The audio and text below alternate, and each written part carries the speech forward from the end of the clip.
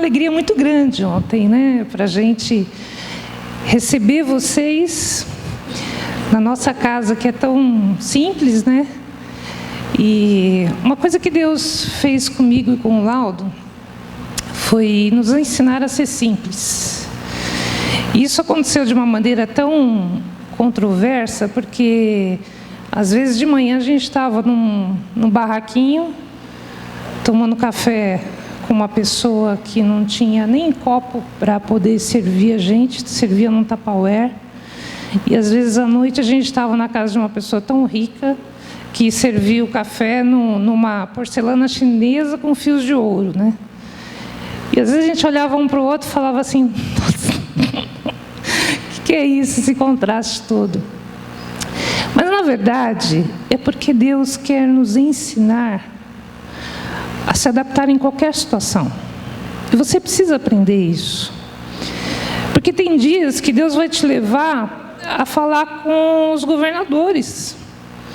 E tem dia que Deus vai te levar a abraçar uma criancinha que nem a Jaqueline que vocês viram aqui.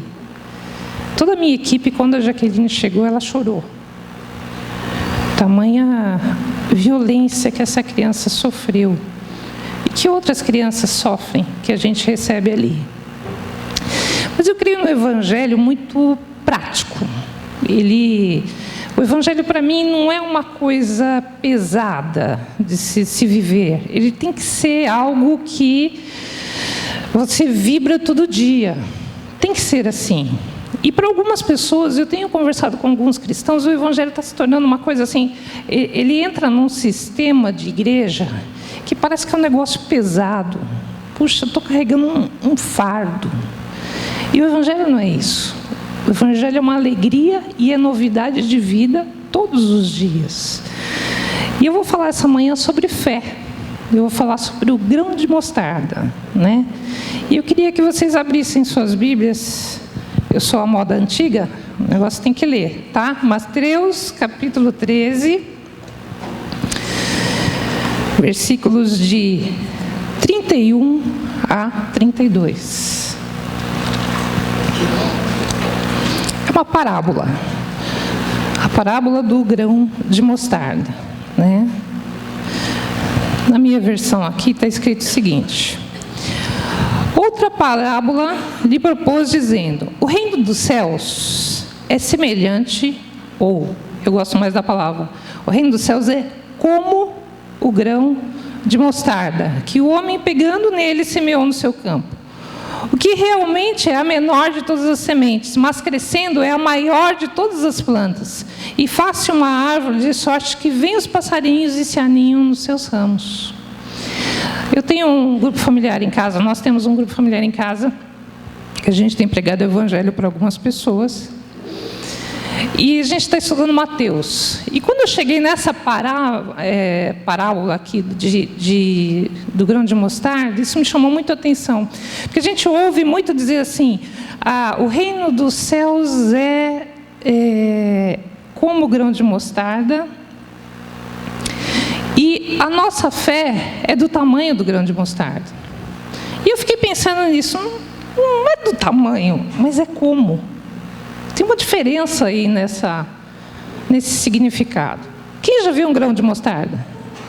Vocês já viram? Eu trouxe uma foto. O irmão consegue aí colocar? Ó. Então, se você vai pensar que a tua fé é desse tamanho, como é que ela vai mover os montes? Mas será que é isso mesmo? É deste tamanho? Ou é como o grão de mostarda? Por quê? Porque dentro dessa sementinha, Deus colocou, a palavra em moda, né, o DNA, tudo que esta árvore precisa para crescer e se desenvolver. Então, quando ele compara a nossa fé com o grão de mostarda, ele está dizendo o seguinte: que na semente que Deus planta no seu coração, tem tudo que precisa para você crescer, para a sua fé crescer e para você mudar o mundo.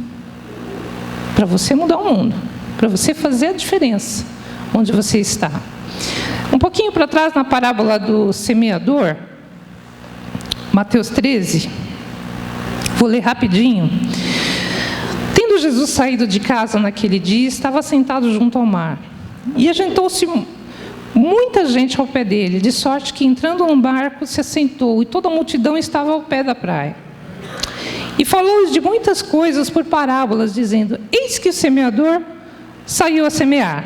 E quando semeava, ele está semeando, jogou a semente.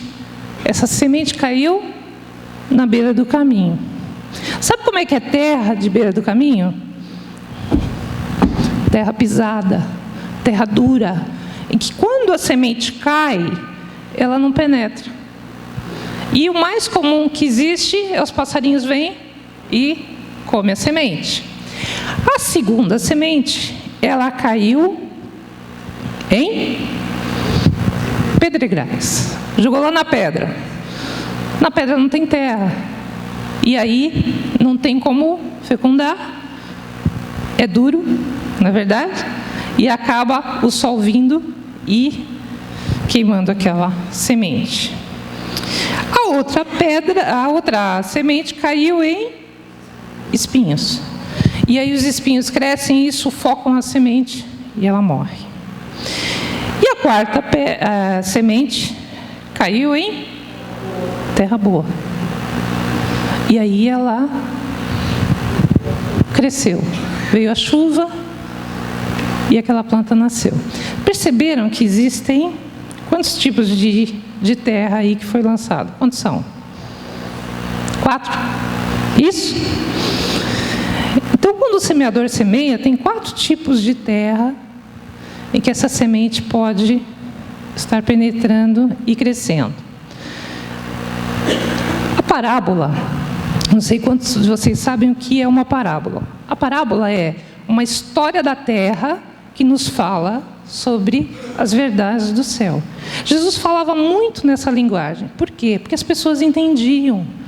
Então, aquelas pessoas conseguiriam entender o que é o mundo espiritual quando se falasse das coisas terrenas. Sabe o que é terra, irmão? O que é terra espiritualmente? Coração. É o meu coração e o seu coração. E quando Deus joga a semente, são 4 tipos de terra que receberão essa semente. E ela vai frutificar dependendo da terra. Nas minhas idas, nas nossas idas pelas igrejas, o que eu mais tenho encontrado são pessoas que se habituam ao meio. Sabe como é que é? Puxa, é legal estar aqui de manhã, nossa, a palavra é boa, puxa, o louvor foi muito jóia, eu gosto muito dessa música. Você vai se adaptando ao meio, como se a gente fosse um clube, não é verdade? E fica legal, aí eu conheço fulano que é muito agradável, a gente vai jantar junto, e começa aquela convivência legal, e nós temos os amigos aqui.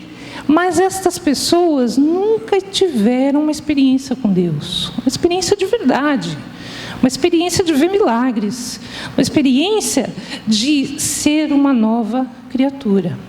E a gente pensa assim, puxa, mas fulano ali, a vida dele não deslancha, ele não vai, sempre está com probleminha, sempre está reclamando, sempre tudo está ruim. E você fala, o que acontece? A pessoa está na igreja há tanto tempo e não acontece nada na vida dela. Ela não teve uma experiência com Deus, ela se adaptou ao meio. E na verdade, quando o Senhor semeia essa palavra, ela tem que entrar no nosso coração. Você precisa ter uma experiência diferente. Eu tive uma experiência com Deus, eu era uma adolescente, não vou me esquecer desse dia jamais, dia 9 de agosto de 1981. Eu tinha 15 anos de idade. E naquele dia, eu me identifiquei com Cristo na cruz. Eu entendi que Ele tinha morrido por mim, que Ele trocou de lugar comigo, que todos os meus pecados foram pagos por Ele ali na cruz. E aquele dia foi o divisor de águas na minha vida. Mas se for pensar, puxa, o que uma menina de 15 anos pode fazer de diferença na sociedade? Pensa, eu vim de uma família muito pobre, meus pais analfabetos, lavradores, mas pessoas muito honestas, muito trabalhadoras. O que Deus podia fazer com aquela menina? Fala, a gente olha, tem tantos jovens aqui, tantas crianças, a gente fala, o que pode acontecer através dessas crianças que estão aqui em cima do cultinho? que ela pode fazer de diferença? Mas quando a semente de Deus é plantada na terra do nosso coração, queridos, acontece uma revolução, acontece um milagre. Deus vai usar aquela pequenina pessoa que a gente talvez não dê nada, para ser alguém que vai fazer diferença na história. Sou eu e é você. Cada um de nós tem uma história. No dia que você aceitou Jesus, se foi de verdade, Ele começou a escrever uma história através da sua vida. Mesmo que a sua fé, pareça ser do tamanho do grão de mostarda, na verdade não. Ela está com toda a essência de Deus ali, sendo plantada no seu coração, Você sabe que tudo que a gente conhece é feito de átomo. E o átomo é o que dá massa às coisas. E é uma partícula minúscula que Einstein aí até descobriu. Mas nessa partícula tem tudo que se precisa para ter tudo que a gente vê. Da mesma forma, a fé, quando ela é plantada no nosso coração, ela tem tudo que você precisa para ser alguém que vai fazer diferença na história. Ela tem tudo. Eu vi anjos por 2 vezes na minha vida. Mas não só vi, eu fui servida por anjos. E não tenho nada de especial por isso não, irmãos. É que às vezes você vive uma luta tão grande na sua vida, que Deus precisa enviar um mensageiro para te servir, para que você consiga vencer aquela grande tribulação. Isso é especial porque a sua fé cresce. A Bíblia diz assim, a fé vem pelo ouvir, e ouvir a palavra de Deus. Então, quando a gente testemunha a respeito da fé, nós estamos edificando a fé uns dos outros. E uma coisa que eu e o Laudo vivemos durante muitos anos foi muito milagre, muito milagre. A gente não tinha nada e Deus, de repente, usou esses 2 Zé Ruela aqui para fazer algo que nem nós imaginávamos que ia chegar onde chegou, Mas o Senhor tem os seus caminhos naquilo que a gente nem imagina. Me lembro que um dia eu tive um sonho, eu tinha 25 anos, que eu entrava numa favela e conforme eu entrava pelas ruelas, vinha uma multidão de crianças atrás. Quanto mais eu caminhava, maior era aquela multidão de crianças. Naquela época eu pensei assim, puxa, Deus está me chamando para trabalhar com crianças, vou trabalhar com crianças. Fui trabalhar com crianças na Praça da Sé. Pegava os meninos de rua e contava história bíblica e tal, e estava ali, caminhando. De repente fui trabalhar no orfanato, ali na Consolação. E fiquei 1 ano trabalhando com aquelas crianças. Mas não entendia direito o que Deus queria de mim, mas eu estava fazendo. Me lembro que no último dia que eu estive nesse orfanato, uma criança chamada Tatiana, ela falou assim, tia, você é adotada, nunca mais vou te ver. E eu disse assim, se você creu no que a tia falou, um dia nós vamos nos encontrar lá no céu. Hoje ela deve ser uma moça casada, mas assim, eu sempre criei que a semente que a gente planta, ela vai frutificar. Por quê? Porque ela tem dentro de si tudo que ela precisa para crescer, E Deus foi nos preparando ao longo dos anos para entender essas coisas. Como eu tive aquele sonho que um dia Deus ia me levar a uma favela, nós ganhamos aquele lugar, não sabíamos o que fazer, não tínhamos experiência, mas começamos lá em 2000 com 8 crianças ali, sem dinheiro, sem nada, e orando, e todo dia Deus provia. Todo dia Deus provia. Houve um dia em que minha cozinheira chegou para mim e falou assim, Dona Rose, acabou o açúcar. E eu falei assim, e agora? Vamos ver se a gente tem dinheiro para comprar açúcar. Não tinha dinheiro. Mas aí eu abracei minha cozinheira e falei assim, Deus, nós precisamos de açúcar. Fui para o escritório. O telefone tocou. Um rapaz do outro lado vira e fala assim, Dona Rosa, tem uma doação para vocês, mas tem que ser retirada agora. Não pode passar de agora. Manda alguém aqui. Manda ir lá. O rapaz pega o carro, vai lá. Chega lá, ele disse para o meu motorista assim, pede desculpa para a Dona Rose, porque a única coisa que eu tenho para doar é açúcar. Em menos de 2 horas chegaram 250 quilos de açúcar. Nós tivemos açúcar por meses. Mas estas coisas foram nos ensinando a caminhar. E você tem que aprender que não é o dinheiro que vai fazer, é a sua fé. É aquela fé que foi plantada no seu coração, que era uma terra boa. É isso que vai fazer com que as coisas aconteçam, que os milagres aconteçam. Então a gente começou a aprender o que era dependência de Deus. Me lembro um dia que a cozinheira falou assim: puxa vida, hoje a gente não tem nem uma mexerica para dar para as crianças de sobremesa. Quando ela olhou para trás, o Laudo tinha acabado de vir de um lugar que doou um saco de mexericas. Ela olhou, o saco de mexerica estava nas costas dele. E Deus ia suprindo assim de uma maneira tão grande, foi nos ensinando a dar passos maiores, a crescer na fé, a crescer em Deus. E aquele lugar foi tomando forma, e nós fomos vendo pessoas sendo restauradas. Quando nós chegamos em 2003, nós começamos em 2000, houve uma necessidade, as pessoas estavam se convertendo por causa do projeto social, e nós falamos: e agora? Abrir uma igreja ou não abrir uma igreja? E abrimos a igreja. Aí tinha uma mulher que morava num barraquinho em cima do rio, uma situação de miséria que poucas vezes eu vi. Ela tinha um garoto com hidrocefalia, e ele tinha convulsões direto. Ela vivia 2 dias no hospital, 1 dia em casa. Tudo que ganhava era para comprar remédio.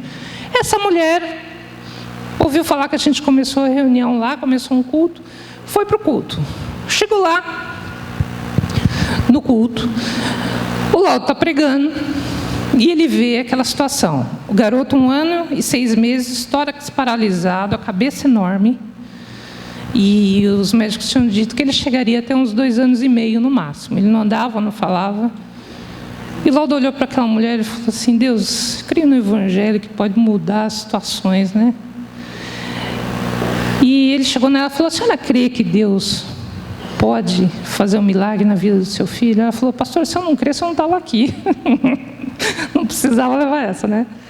E nós fomos para uma salinha e começamos a orar. De repente, irmãos, a cabeça da criança fez isso. Voltou ao normal. Na nossa frente. Foi algo tão tremendo. Até hoje a gente fala: nossa, que loucura foi aquilo. E o menino que estava com uma sentença de morte, eu trouxe uma foto dele. Se você puder virar aí, é a próxima. Vê se vira. Esse aqui. Aqui ele está grandinho. Essa é a Vanusa e esse é o Vitor. O Vitor tinha uma sentença de morte, a cabeça dele era enorme. Ele foi nosso melhor aluno da escola até os 10 anos de idade, né? Hoje ele já está em outra escola. Mas ele é um milagre. Esse menino é um milagre. Ele tinha refluxo e ele tinha que dormir sentado. No dia que nós oramos, houve uma cura ali no órgão lá, que a mãe foi fazer o exame dele e disse que havia uma cicatriz no exame, como se ele tivesse tido uma cirurgia. E algo tão tremendo, que Deus pode usar pessoas, e eu estou falando disso porque Ele pode usar a mim, Ele pode usar você, para fazer a diferença onde você está. Onde aquelas pessoas que estão ao teu redor, elas se sentem desesperadas e não têm esperança, e você é a luz. Não é o pastor que tem que ir lá para pregar, é você que é a luz. É você que Deus quer usar. Não é o líder fulano de tal, é você. Porque foi no seu coração que a sementinha foi plantada, e nessa sementinha tem a coisa mais poderosa do mundo, que é a essência de Deus. Você tem que crer nisso. E isso faz a grande diferença. Houve uma menininha na Bíblia que ela foi levada como escrava pelo rei da Síria. Está em, abre aí comigo, 2 Reis 5, 1, 8. 2 Reis 5, de 1 a 8. Vamos lá. E Naamã, essa história é bem conhecida, chefe dos exércitos do rei da Síria, era um grande homem diante do seu senhor, e de muito respeito, porque por ele o Senhor dera livramento aos sírios. E era este varão um homem valoroso, porém leproso. E saíram tropas da Síria de toda a terra de Israel e levaram presa uma menina que ficou a serviço da mulher de Naamã. E disse esta a sua senhora: oxalá que meu senhor estivesse diante do profeta que está em Samaria, ele o restauraria da sua lepra. Então entrou Naamã e notificou a seu senhor, dizendo: assim falou a menina que é da terra de Israel. Eu não vou me ater à história de Naamã, eu quero me ater a essa menininha. Pensa na situação, irmãos. Houve uma guerra, você é levada para a terra do inimigo, mas chega lá, você olha para o dono da casa em que você está trabalhando, simplesmente uma escrava, simplesmente uma serva naquele lugar. Mas havia uma semente de fé no coração dessa menina, que ela viu a miséria daquele general que vivia com lepra e falou assim: olha, se vocês estivessem em Israel e falassem com o homem de Deus, olha a fé dela, você seria curado. Então, às vezes, você acha que você não é nada, mas Deus pode te usar numa situação para mudar a história. A gente não sabe nem o nome dessa menina, mas ela mudou a história. Aquele homem que adorava deuses estranhos, por causa desse episódio, pela cura que ele teve, ele declara depois: eu agora só adorarei o Deus de Israel. Quem que levou esse homem a crer? Aquela menininha que ninguém dava nada por ela, que a gente não sabe nem o nome dela. Ela foi usada por Deus para tocar naquele homem.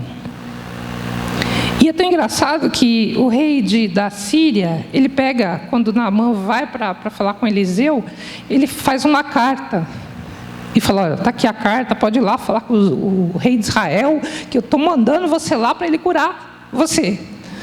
E o rei de Israel, quando pega aquela carta, fala: mas quem sou eu? Como é que eu vou dar cura para um homem que tem lepra? Quem sou eu? E isso me chamou muito a atenção, porque às vezes a gente acha que os reis da terra, que os políticos deste mundo vão mudar a nossa nação. E não é, querido. É a sementinha, é a fé que está no meu coração e no seu coração que vão mudar a nossa nação. Os reis não sabem o que fazer. Os reis não têm resposta. Quem tem resposta sou eu e você, que temos essa sementinha plantada no nosso coração, que vai se tornar uma grande árvore, que vai se tornar algo que vai provocar fé no coração de outras pessoas.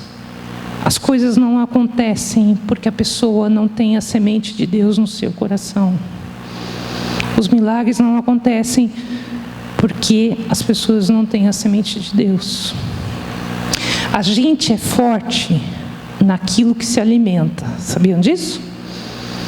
Então você fala assim: não estou muito bem espiritualmente. Você não está se alimentando como deveria. Se você se alimentasse, você seria forte. Você está se alimentando de coisas que enfraquecem a sua fé. Vocês sabiam que a boca espiritual não é essa? A boca espiritual é essa? A boca espiritual é essa? É diferente? Então, se uma pessoa se alimenta de pornografia, como ela vai ser forte? No que ela vai ser forte? Ela vai conseguir vencer as tentações? Se ela se alimenta de pornografia, não. Se o tempo inteiro você ouve coisas, ouve o da Pena lá, né, que o tempo inteiro está falando de coisas só de desgraça, desgraça, desgraça, desgraça, você vai ser forte no quê? Você vai ter fé? Vai ter fé? Você está se alimentando. Aí você dá, na semana inteira, 5 minutos de leitura da palavra quando você está dormindo e amém, dormiu. O que você se alimentou?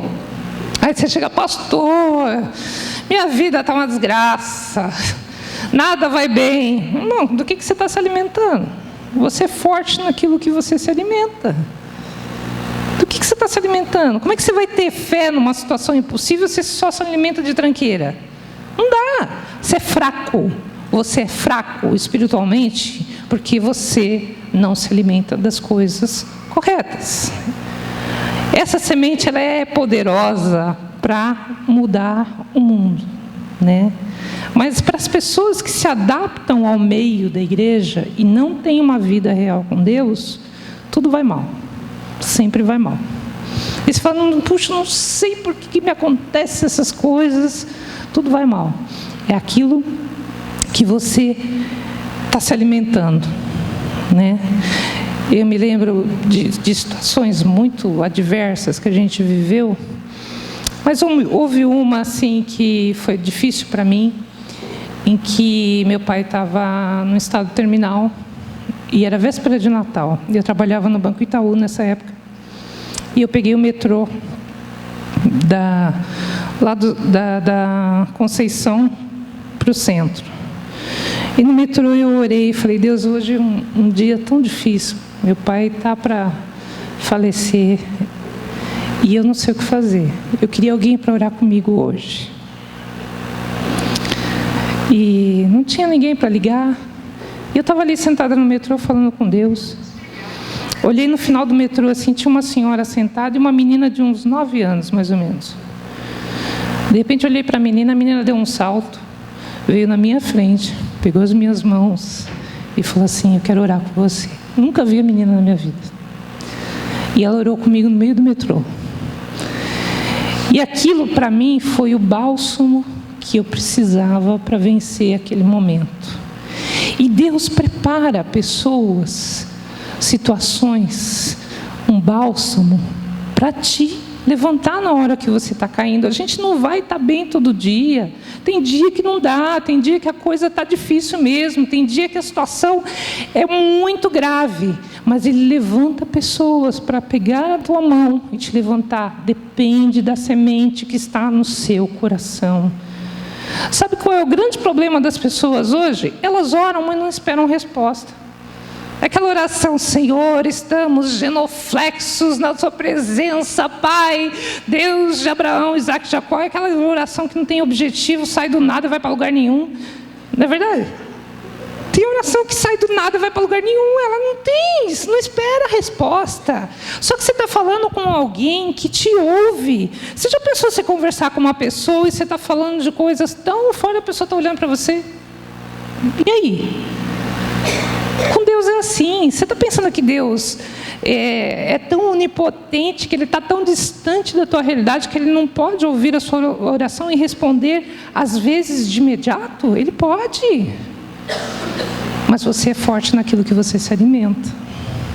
Quando você não está se alimentando das coisas certas, teu coração não tem fé. Teu coração não tem fé. Me lembro que um dia uma arquiteta chegou lá no núcleo. Nós tínhamos uma situação bem precária, eram 4 casinhas velhas, a gente já estava atendendo 180 crianças naquela época. E essa moça chegou e falou assim, qual que é o sonho de vocês? Qual que é o sonho? Onde vocês querem chegar? Aí um olhou para o outro e falou, o sonho é a gente ter um prédio, uma estrutura, dinheiro que é bom a gente não tinha. E chegar a atender muitas pessoas. Ela falou, tá bom. A mulher foi embora, não era crente. Um mês depois ela volta com uma planta debaixo do braço. Falou, tá aqui o prédio. Falei, tá, money que é bom a gente não recebe, né? Não tem dinheiro nenhum. Não, muda a planta e faz. E a gente pegou aquela planta e mudava, fazia reunião. Dinheiro nenhum, não tinha dinheiro nenhum. Era uma loucura. Mas eu lá trabalhamos com informática e aí um dia nós passamos numa empresa e falei, faz um banner 3D dessa planta aí. Aí um rapaz fez, eu imprimi um banner, acho que é a próxima foto, coloca aí o banner aí pra gente ver. Esse banner. E nós fizemos, aí pusemos um banner na parede. Ficamos 5 anos orando naquele banner ali.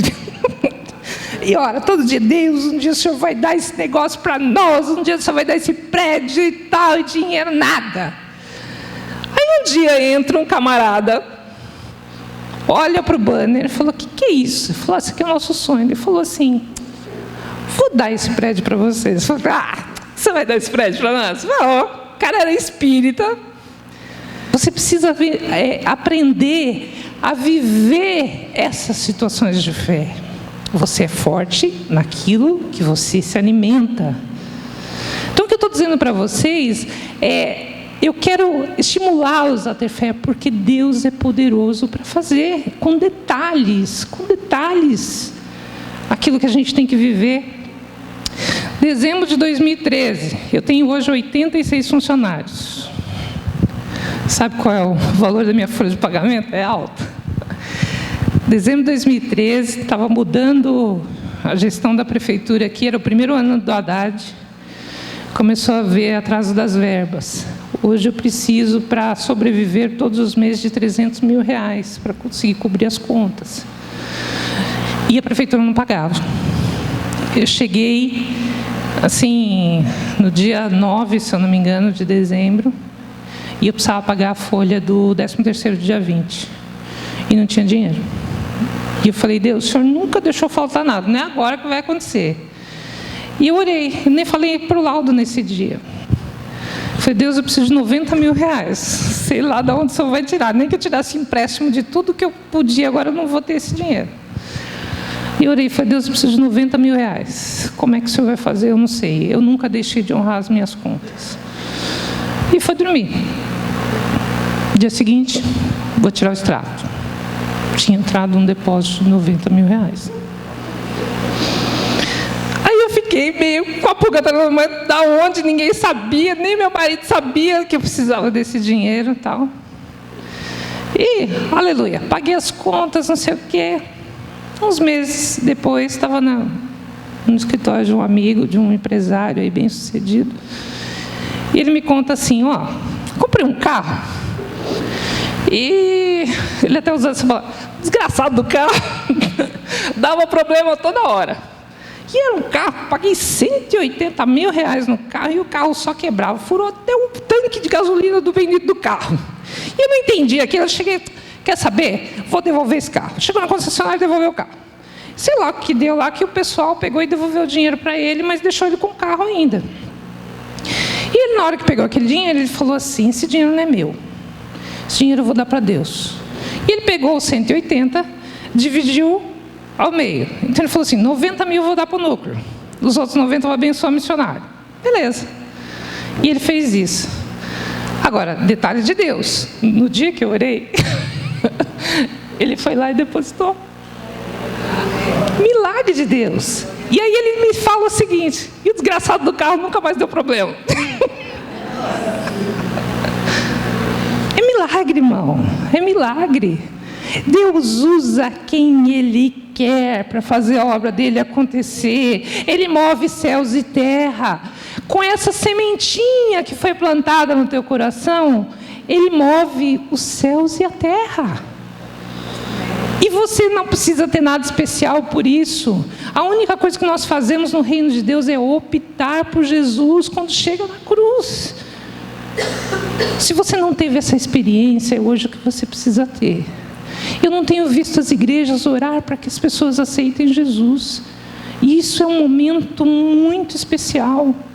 Eu não sei aqui, os mais antigos já leram Este Mundo Tenebroso. No livro 2 tem uma cena que a moça, quando ela vai aceitar Jesus, ele mostra assim que ela se ajoelha e os anjos que estão ao redor assim se dobram. E de repente Jesus vai caminhando até ela, ela está ali chorando, entregando o seu coração, e Jesus toca nela. E eu creio muito nisso, que quando você aceita Jesus, há festa nos céus. Mas você nunca mais vai ser o mesmo, nunca mais. Aquele dia é um divisor de águas, aquele dia tudo muda. Quando você se entrega a Ele, tudo muda. Tudo muda. Sabe quando, assim, eu tenho 34 anos de evangelho, nunca, nem um dia eu falei assim, vou voltar atrás. Não vou. Não tem como. Para onde irei eu, como diz Pedro? Só tu tens a palavra de vida eterna. Não tem para onde você ir. O que você vive no evangelho é uma aventura todos os dias. Quem já assistiu o Up? Todas as mães já devem ter assistido, porque mãe assiste todos os filhos, os filmes dos filhos. Mas tem uma cena que é muito legal no Up, que ele viveu uma aventura com a esposa. De repente a esposa morre. E para ele a vida vira uma mesmice. E ele, de repente, encontra um garotinho que ele começa a ajudar e tal, tem toda a história, mas chega um momento que ele começa a ver as fotos da vida dele com a esposa, E ela tinha deixado uma dedicatória para ele. Começa a tua aventura agora. Quando ela partiu, ela disse para ele, agora é hora de começar a sua aventura. E ele começa a viver uma aventura com Deus. Quando a gente acha que tudo estacionou, tudo parou, parece que está tudo uma desgraça, é hora de você começar a viver uma aventura com Deus. O Laudo falou sobre perder filho. Tem até uma irmã aqui que eu tenho conversado muito com ela. Ela perdeu um filho recentemente. E você, quando você perde um filho, é como se você fosse um amputado. Como se tivessem cortado um membro teu. E você vive como um amputado. Só que eu creio muito de que a ferida ela não fica para sempre. Você fica com a cicatriz. Você nunca mais vai ser o mesmo. Sempre vai faltar aquele membro. Mas você tem que aprender a viver sem ele e desenvolver outras áreas. Você vê que toda pessoa que ela tem uma deficiência, ela desenvolve muito mais outras áreas. E a gente tem que aprender isso, porque Deus está no controle, não sou eu. Se Ele quiser cortar todos os meus braços e as minhas pernas, mas ainda me conservar com vida, porque Ele tem um propósito comigo. E eu não vou reclamar por isso. E eu não vou desistir por isso.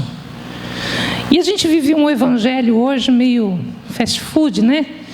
Que, Deus precisa me abençoar, Deus precisa me dar um carro novo.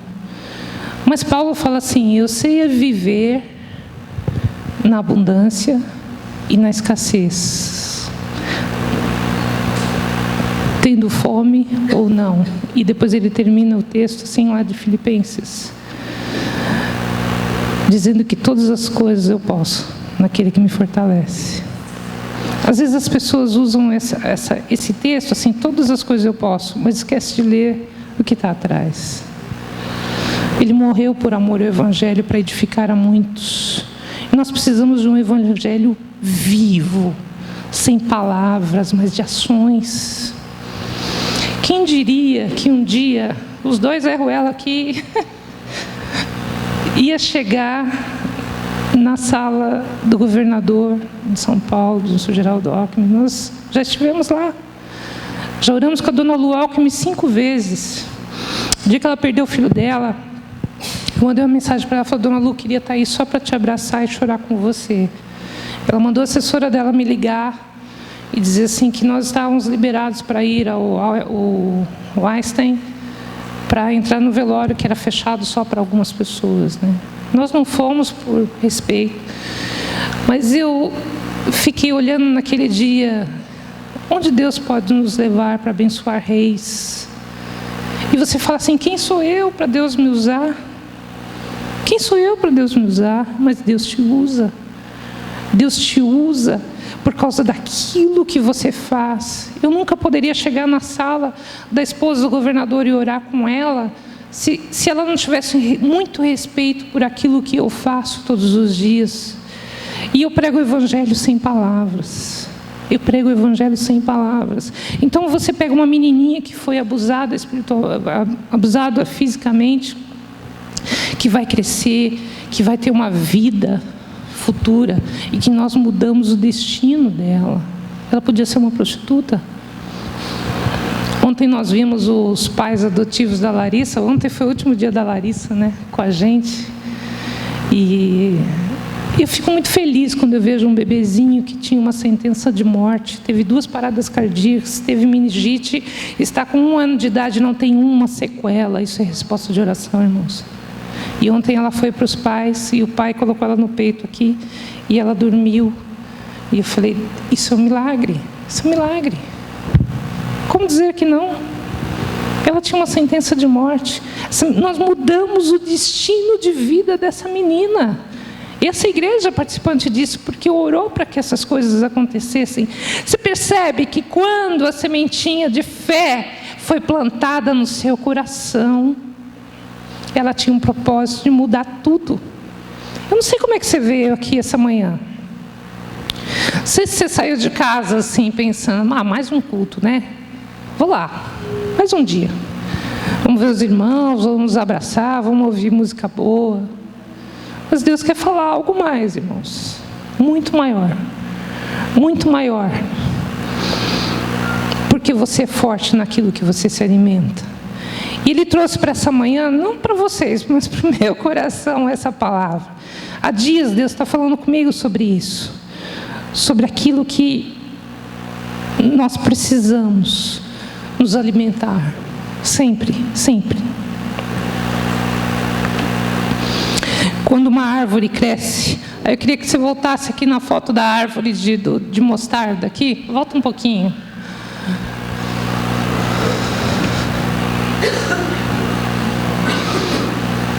Aquela sementinha tão pequenininha que nós vimos se torna uma árvore tão grande. E há 2 momentos na nossa vida, quando Ele planta a semente, olha o tamanho da árvore que fica. E na parábola Jesus fala assim, os passarinhos se aninham nos seus ramos, nos seus galhos. Isso é o tronco dessa árvore. Olha o que se tornou aquela sementinha tão pequenininha, algo tão gigantesco. E há momentos em que você cresce de tal maneira que quando você estende os braços, muitas pessoas se aninham, encontram refúgio, encontram alimento. Presta atenção numa coisa, árvore que não dá fruto não leva pedrada. Então, meu irmão, se prepara que tu vai levar muita pedrada, porque as pessoas querem se alimentar daquilo que você tem. E há pequeninos e tantas pessoas que precisam se alimentar daquilo que nós temos. E Deus plantou em nós a essência de tudo que é necessário para mudar na vida de uma pessoa. Deus plantou em nós, Deus plantou em mim, Deus plantou em você. Né? Para que a gente se torne uma grande árvore, Deus precisa começar a nos dar grandes experiências. E as experiências vêm de coisas impossíveis. Porque enquanto está possível, você resolve. Mas quando ela é impossível, é onde aciona a sua fé. É ali que você vai começar a crer que Deus vai fazer o impossível. Muitas pessoas, às vezes eu pergunto assim, como é que você está? Ah, irmã, estou numa grande tribulação. Você sabe o que significa a palavra tribulação? Quem sabe? Sabe? Só o Laudo sabe, ninguém sabe. Mais ou menos o seguinte. Antigamente se tinha um costume de plantar o trigo e havia um chicote. E aí, antes de haver a colheita, o que os lavadores faziam? Eles pegavam aquele chicote e saíam batendo no trigo.